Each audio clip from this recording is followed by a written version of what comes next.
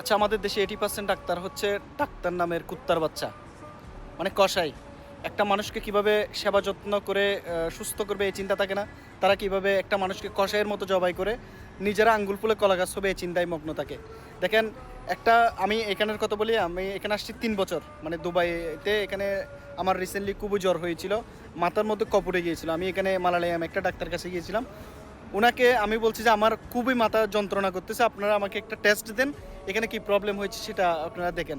উনি আমাকে কি দিয়েছিল, নর্মাল কতগুলো ওষুধ দিয়েছিল, কোনো অ্যান্টিবায়োটিক ইউজ করে নাই। তার মানে উনি আমাকে একটা লিমিট পরিমাণ সময় দিয়েছে, মানে 10 দিনের একটা। ওইটার মধ্যে উনি বলছে তুমি সুস্থ হয়ে যাবা। 100% আমি আমার সবগুলো সুস্থতা আমি ফিরে পেয়েছি।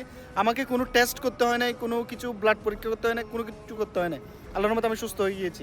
এবং বাংলাদেশে হলে কী হতো, আমাকে 6-7টা টেস্ট দিত। টেস্টগুলো আবার দেখাতে গেলে এখানে একটা ফি নিত, এরপরে ওষুধ দিত। ওষুধের মধ্যে এমআররা যেভাবে লিখে দেয় ওই রকম ওষুধ দিত। ওইদিকে একটা বাণিজ্য, মানে হজবরল অবস্থা। একটা মানুষ যে সুস্থ হতে, একটা গরিব মানুষ যে আপনাদের কাছে একটা সেবা যত্ন নিতে, আর আপনারা তাদেরকে জবাইয়ের মতো, মানে কষাইয়ের মতো জবাই করে দেন। খুবই দুঃখজনক এটা। একটা মানুষকে সুস্থ কিভাবে করে এইরকমভাবে আপনারা চিকিৎসা দেন। একদিন আল্লাহ তাআলা আপনাদেরকে দেখবেন অনেক বেশি ভালো রেখেছেন।